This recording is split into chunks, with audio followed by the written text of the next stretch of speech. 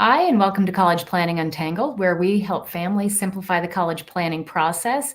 And today we're going to continue our series on Hard Things Are Not That Hard. And we're going to talk about not only the fact that the SAT test is different, and we're going to talk about that, but then we're also going to talk about the verbal section and what you need to know about that to make it not hard.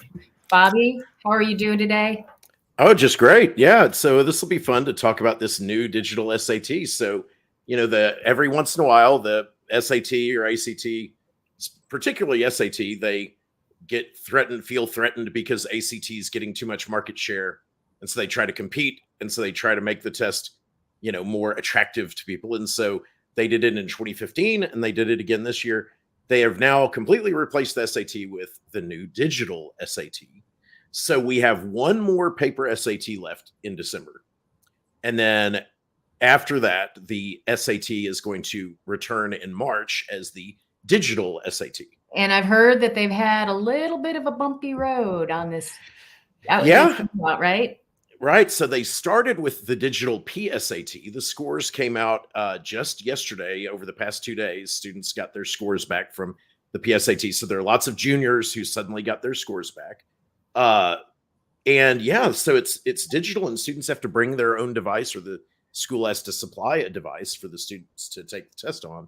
And so that creates all kinds of problems, right? You have to have power, things plugged in, or your Well, test, you have to have computers. right? Your computer goes dead in the middle of the test, or your computer isn't compatible with the software, or you can't get good stable internet or whatever, right? So there's lots of problems, but it seemed to work mostly okay, right? Like, I mean, it ended up, some schools had to reschedule, but they ended up all doing it, I think. And so, yeah, so scores seem to come out. And one of the things that's happened is, so they put out 4 practice tests online for this new digital SAT. And just as they did in 2015, the first practice test is noticeably easier than all the others, which we are assuming is their marketing trick so that students take the test and say, oh my gosh, this test That was seems so easy. easy. Right. But then the actual test isn't so easy, but it is easier objectively than the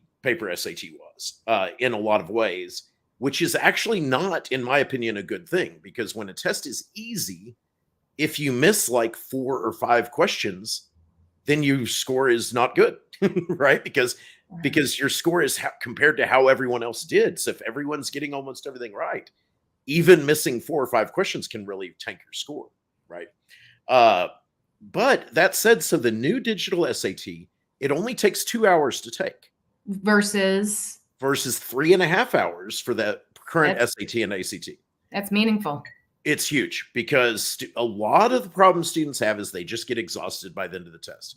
So now that we've seen those PSAT scores come out, we're kind of looking into it. I think this is going to make the digital SAT a very, very strong competitor for the ACT. I have, for the last years, since the 2015 revision, I have very strongly steered students to the ACT because it was just easier to deal with than the SAT. But I think now it's going to be kind of like students will be able to decide, and probably both will be good. But if you get exhausted taking a long test, it's going to be SAT. Well, Bobby, I got to tell you, I bet you I'm going to go and say 70% of my clients Mm-hmm. have ADHD in some Mm-hmm. form Right. or high functioning autism. And Sure. I know they give them provisions, right, to take the Right. time off. But for those students, I can see where, having a 2-hour test versus 3.5 is hugely meaningful. Absolutely. Because with accommodations, let's say you have double time, right? If you take that ACT or the paper SAT with double time, it's a 7-hour test or longer, Yeah, now it's just right? longer and more It's the whole excruciating. day and you're so exhausted, right? Whereas double time here, you can still get it done in the morning, right? And so Yeah. that's much better, and so there are some good things about it. And the other thing is, so the new digital test is what's called an adaptive test, which means the way they made it shorter is Oh, you no, and I can't start even fill with in for Bobby when we can't see oh, him, when we're oh, talking did you about this lose me? kind of stuff, because this is Did you lose me? absolutely his forte. Am There we I go. back yet? Okay, good. Yeah. I'm back. So yeah, so it's an adaptive test, and when you have an adaptive test, what that means is you start and it gives you a section of verbal questions, reading or writing. And those questions are, and that section is kind of medium in difficulty. If you do well on that section, then you're presented with a second section that is harder, and you receive a score that is between 500 and 800. If you do poorly on the first section, then you are presented with a second section that is easier, and your score will be between a 200 and a 500. And then same thing with math. So you have two 27 question verbal sections and two 22 question math sections. So it's a lot fewer questions. That's why the test is so much shorter. Got it. Okay. So that's basically it. I'm thinking, Bobby, we could do a full show just even on this change. So you can. Oh, yeah, absolutely. So let's dig into the SAT verbal. Yeah, absolutely. The assessment. Yeah. So the main thing is on the paper SAT, there were separate sections for reading and for writing and language. And the reading section of the paper SAT would have these very, very long 7 or 8 paragraph passages that are very dense, written at a college reading level, very difficult to read. And then they would have a set of questions about those passages. And there would be 5 of those. The new SAT does not have these long passages anymore. So I'm going to pull this up. Can you see this okay? I can. And actually, let me scroll up to the first question. So, okay. So here's what an SAT reading passage is now. It's just a little paragraph. And there's only one question about that paragraph. And then this question is like, what is the question here? What is the main idea of the text? So instead of having to find the main idea of a page-long 7-paragraph essay, you have to find the main idea of one little paragraph, right? Okay, And so give me the trick. What do I look for here? Oh, you just kind of look at the beginning and the end and what's like discussed throughout, right? So the first sentence is about dyeing wool using plants and vegetables from where this person lives. And then the last sentence is she sometimes mixes in clay from nearby soil. So a main idea question is almost always answered from the first and last sentences. And so, well, she uses plants and vegetables from where she lives, and she gets clay obtained nearby. So the answer is the thing that's about stuff from where you live that is nearby, which is choice C, local resources. Yeah, local resources. That's it. That's all it is, right? It's just word matching. So it's just like the SAT and ACT have always been in reading. It's just a word matching puzzle. For a main idea question, you word match to, the beginning and end of the thing. Okay, now here's the very weird thing.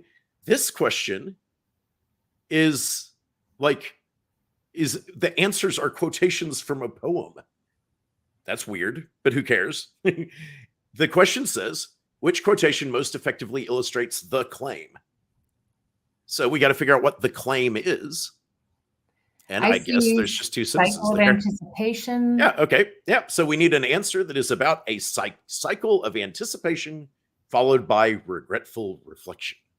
Okay, so looking forward and then regretfully looking back. So, okay, I can see that one. I'm kind of feeling like it's C as well. Cycle of anticipation. So you've got to be looking forward and then looking back regretfully. And so I see the sigh in choice B, right? So coming is anticipation, and then departing is reflection, leaves us. And the past, right? So it's B because reflection on the past. So you got it. You have to be thinking on this one, though. Absolutely. Yeah, but it is word matching to, anticipation and reflection. And literally, what do those words mean? Oh, thinking about the past, thinking about the future. And you find words about the future, and coming is the future, and departing is, and past is. And that's it. But that's the thing is, so if you think too much, then it gets really hard, right? Right. And then also they have fill in the blank. What's the best word to go in this blank? This is a new kind of question for the SAT. And so we need, what word should go in there? Well, so I see that the sentence has a colon in the middle of it. The pieces don't lose their blank nature when printed. And then it says they have the same pleasant musical quality on the page. Melodic. So the answer is melodic. Absolutely. It's just word matching musical quality to melodic. Right. Okay. And then, so then the other section that was on the regular paper SAT is called writing and language. On the ACT, that section is called English. And that's where they test various grammar rules. And here they have just incorporated those questions into the Which verbal choice section. completes the text so that it Right. conforms to the convention of standard English? Yeah. So now we're looking at grammar usage. Absolutely. And so this is where I provide students with just a list of 13 rules that are the same rules that have always been tested on the SAT and ACT. Interestingly, from what I've gathered so far, is they only test about 6 of the rules here. But this is kind of the first rule that students have to learn is a semicolon or a period or a colon.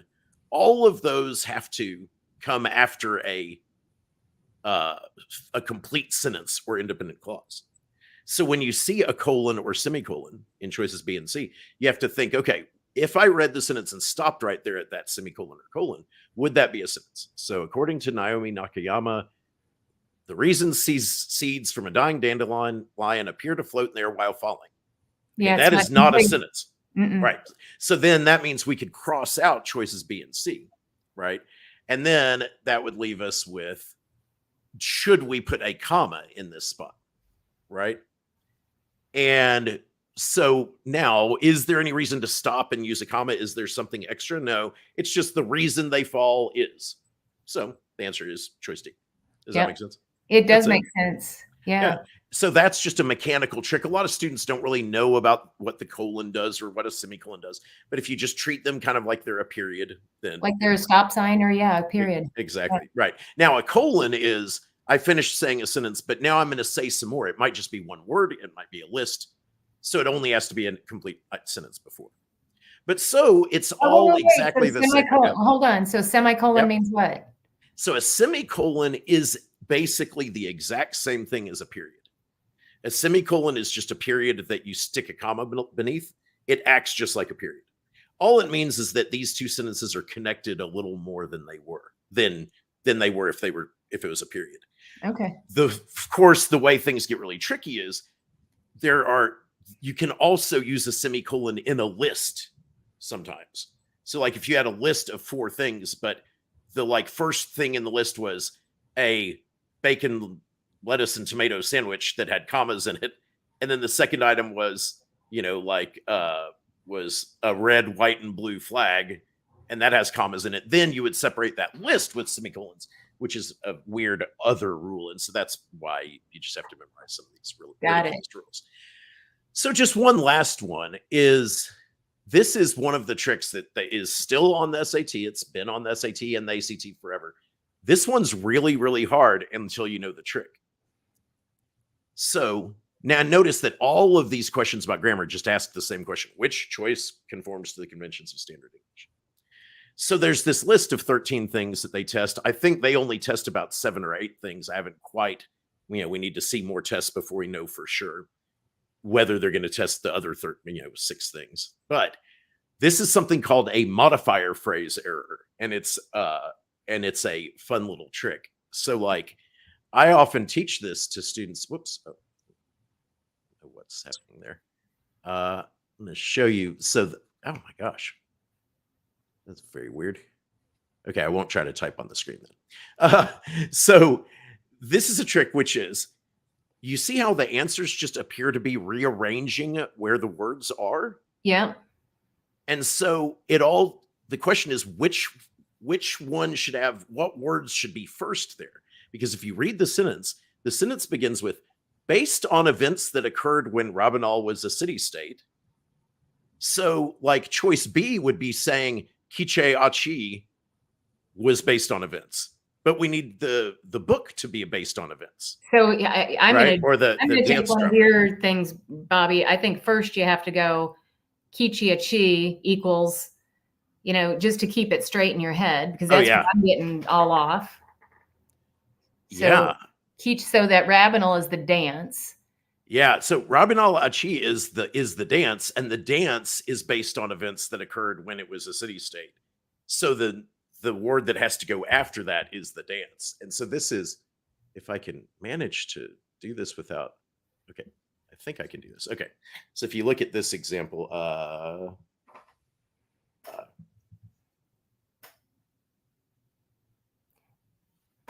So I think it's got to be C. Yeah. So the trick is, so if you look at this example that I just wrote over here, this would be an example wrong answer they would give you on the test. And then one of the answer choices would be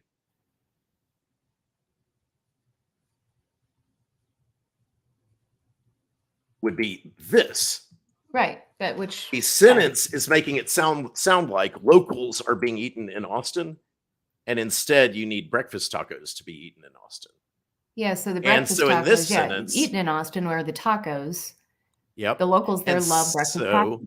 Yeah. So the words that come right after this phrase have to be the thing that was based on events that occurred when he was a king or when someone was king. So it has to be Robin al Achi that was based on the events. Okay, that one I got. This is an me. incredibly tricky question, right? But Yeah. these are the exact same. So this is the thing.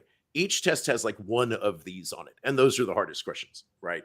Is those. And so anyway, just to wrap this up, basically, the SAT now is a whole bunch of really easy reading questions about short passages and tricky grammar stuff that you have to learn the rules for in practice.